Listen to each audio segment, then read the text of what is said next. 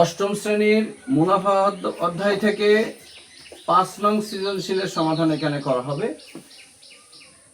অঙ্কটি খুবই গুরুত্বপূর্ণ, এজন্য মনোযোগ দিয়ে দেখবো তোমরা। আমরা প্রথমে উদ্দীপকটি পড়ে দেখি উদ্দীপকে কি বলছে। উদ্দীপকে বলছে এক ব্যক্তি বার্ষিক 6% হারে x টাকা ঋণ নিয়েছে একটা ব্যাংক থেকে বা জমা রেখেছে। x টাকা জমা রেখেছে 6% হারে, তার মানে পরে বোঝাচ্ছি। দেখো, অন্য একটা ব্যাংক থেকে সে বার্ষিক 8% হারে y টাকা জমা রেখেছে। তাহলে সে মূলত দুইটি ব্যাংকে লেনদেন করেছে। সে দুইটি ব্যাংকে লেনদেন করেছে। একটা ব্যাংকে লেনদেন করেছে x টাকা হারে, একটা ব্যাংকে লেনদেন করেছে x জমা রেখেছে x টাকা। কত পার্সেন্ট হারে? 6% হারে। তাহলে 6/100। আর একটা ব্যাংকে জমা রেখেছে y টাকা, কত পার্সেন্ট হারে? 8% হারে। তোমরা বুঝতেই পারছো যে যখন সে 6% হারে জমা রেখেছে তখন x গুণ 6%, আর যখন y টাকা 8% হারে জমা রেখেছে y টাকা তখন y গুণ 8%। এখন আমার প্রশ্ন হলো যে x টাকা জমা রেখেছে 6% হারে, এই জন্য 6/100। তাহলে এখানে কত হবে? x এর সাথে যদি 6 গুণ হয় তাহলে 6x/100 হচ্ছে, আর এখানে 8y/100 হচ্ছে না? এটা মনে রাখলেই হবে। যাই হোক, ক নম্বর প্রশ্নে চলো। ক নম্বর প্রশ্নে বলছে যে চলকের পরিচয় সহ চক্রবৃদ্ধির মুনাফা নির্ণয়ের সূত্র লেখো। আমরা সকলে চক্রবৃদ্ধি মুনাফা নির্ণয়ের সূত্র জানি, কিন্তু পরিচয় দিতে হবে। চক্রবৃদ্ধি মুনাফা নির্ণয়ের সূত্র হচ্ছে সমাধান, এগুলো হলো প্রশ্নের ভিতরে চলে গেল। সমাধান ক, চক্রবৃদ্ধি নির্ণয়ের সূত্র c - p। c এর আবার আরেকটা মান আছে, সেটা হচ্ছে p ব্র্যাকেট 1 যোগ r to the power n। আর ওই যে -p বলছি, -pটা পাশে বসিয়ে দিলাম। বুঝো নাই? চক্রবৃদ্ধির মুনাফার সূত্র, চক্রবৃদ্ধির মুনাফার সূত্র হচ্ছে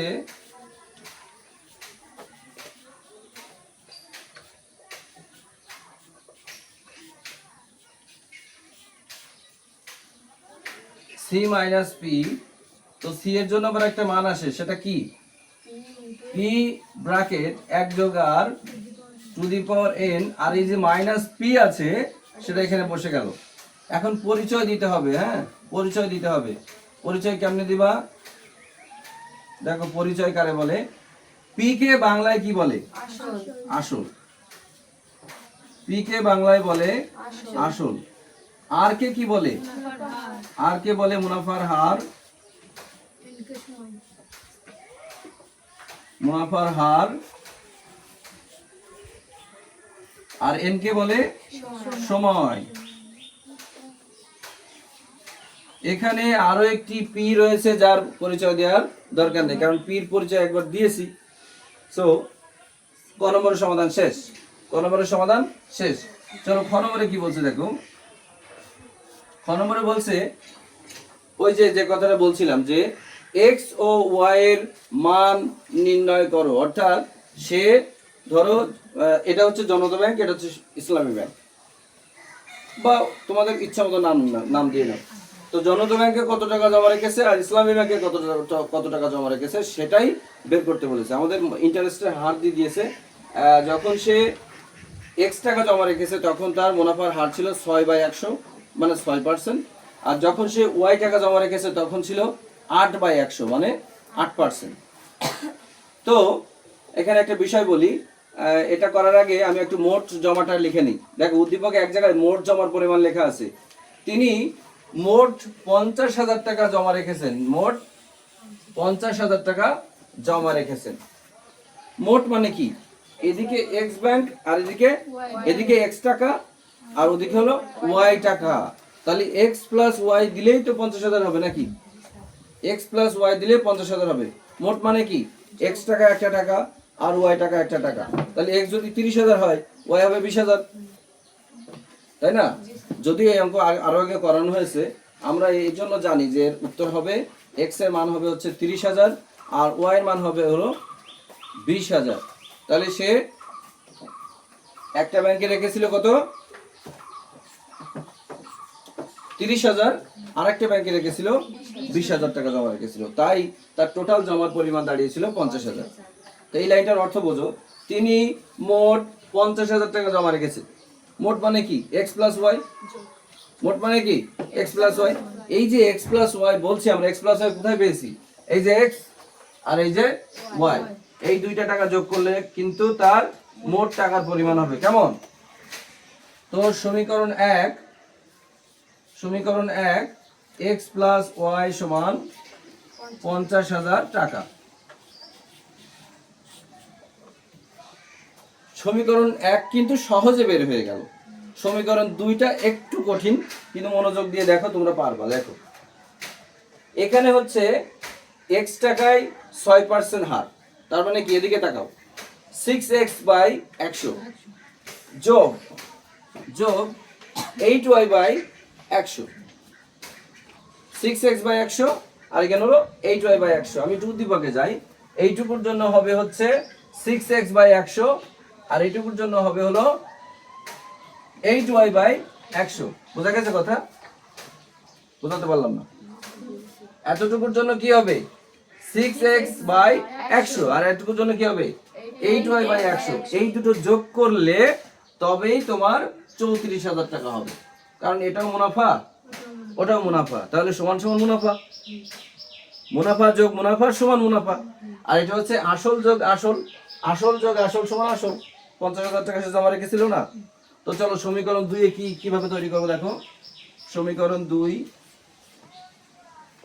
6x/100 যোগ 8y/100 কিভাবে পেলাম, কোথা থেকে পেলাম আগে কিন্তু আমি বলে দিয়েছি, সমান সমান 3400 টাকা। এখন এইটা কি এইভাবে রেখে দিলে অঙ্ক করা সম্ভব?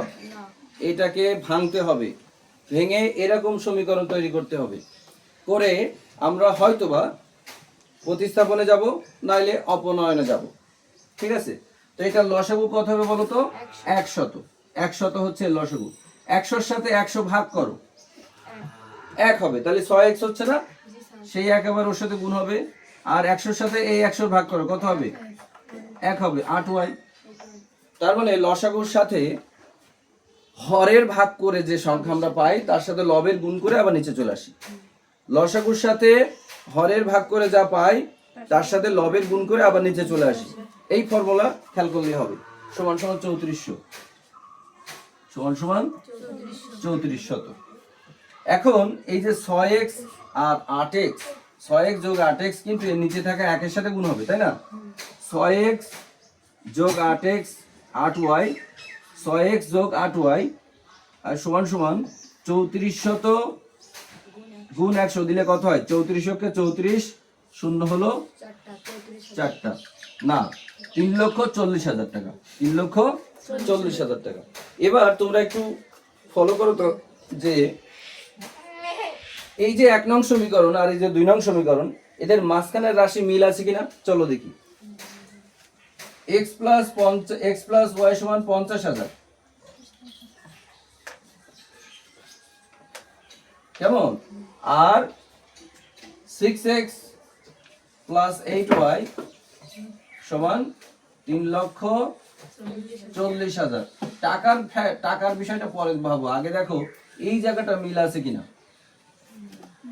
মিল কেন থাকতে হবে? মিল কেন থাকতে হবে? আমরা যদি অপনয়ন করি তাহলে অবশ্যই মাঝখানের রাশি মিল থাকতে হবে। তাহলে এবার বলো তো, যে আমি যদি 1 নম্বরের পুরোটাকে 8 দ্বারা গুণ করি আর 2 নম্বরের সম্পূর্ণ রাশিকে 1 দ্বারা গুণ করি, তাহলে মিলবে না? মিলবে। এটাকে বজ্রগুণন বলে। y এর সামনে যে সংখ্যা আছে সেই সংখ্যা দিয়ে আমরা গুণ করছি। তাহলে 1 নম্বরের y এর সামনে কি আছে? 1, এই 1 দিয়ে 2 নম্বরের সবাইকে গুণ। আর 2 নম্বরে y এর সামনে কি আছে? 8, এই 8 দ্বারা উপরের সবাইকে গুণ। বোঝা গেছে? তাহলে আমরা লিখব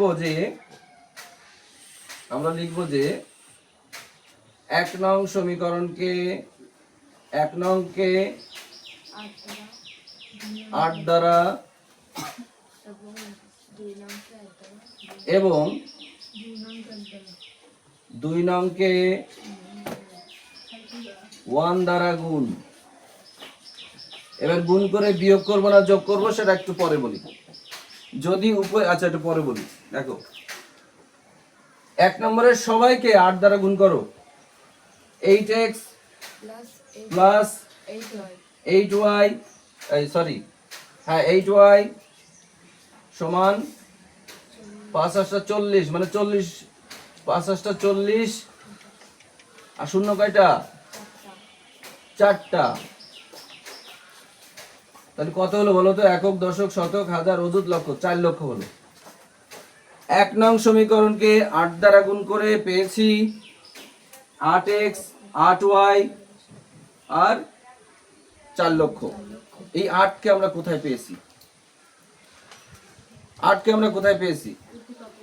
দেখ বেটা, 2 নং সমীকরণের y এর সহগ।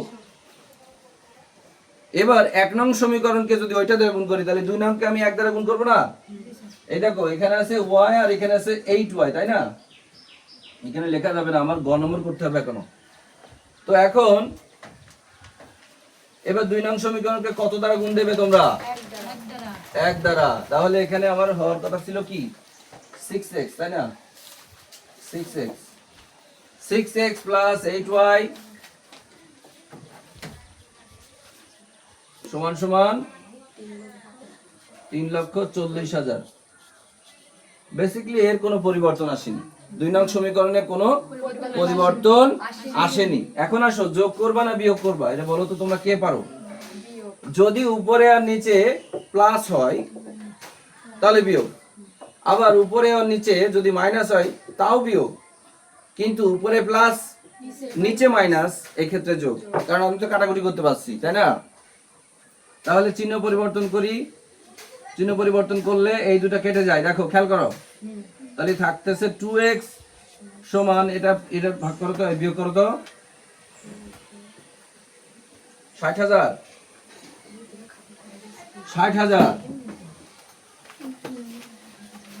60,000 আর x এর সাথে 2 আছে গুণ আকারে, সেটা আমি 60,000 এর সাথে করেছো, ভাগ করলে হবে 30,000 টাকা। এই 30,000 টাকা সে প্রথম ব্যাংকে জমা করেছিল। তাহলে দ্বিতীয় ব্যাংকে কত জমা করেছিল? 20,000। এই 50,000 থেকে 30,000 বাদ দিলেও বেরোবে, আবার x এর মান 1 নং সমীকরণে বসালেও বেরোবে, ইচ্ছা তোমাদের। দ্বিতীয় ব্যাংকে জমা রেখেছিল 50,000 বিয়োগ 30,000, 20,000 টাকা জমা রেখেছে। যাই হোক, আমি গতানুগতিক নিয়মে যাই। x এর মান 1 নং এ বসাই, 1 নং এ বসাই। তার জন্য 1 নং সমীকরণটি আগে নাও, ওই যে ওইটা, x প্লাস y সমান 50,000, বুঝছো? এখন এই যে x এর জায়গায় 30,000, এই 30,000 বসাতে হবে না? x এর জায়গায় 30,000 প্লাস y সমান 50,000।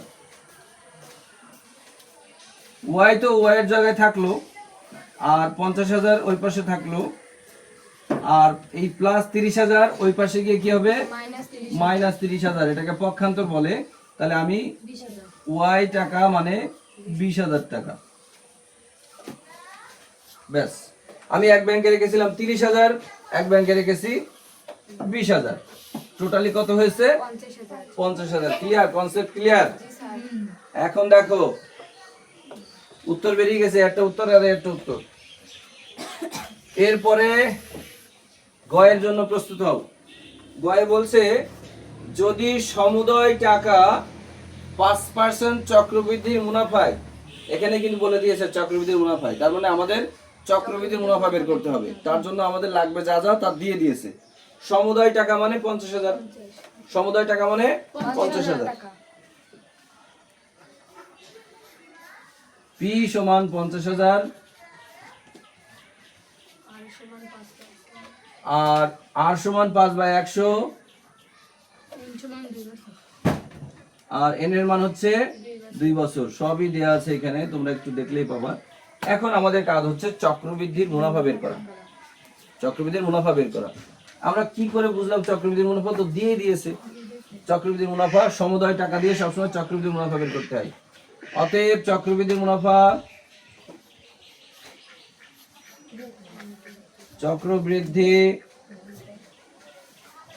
মুনাফা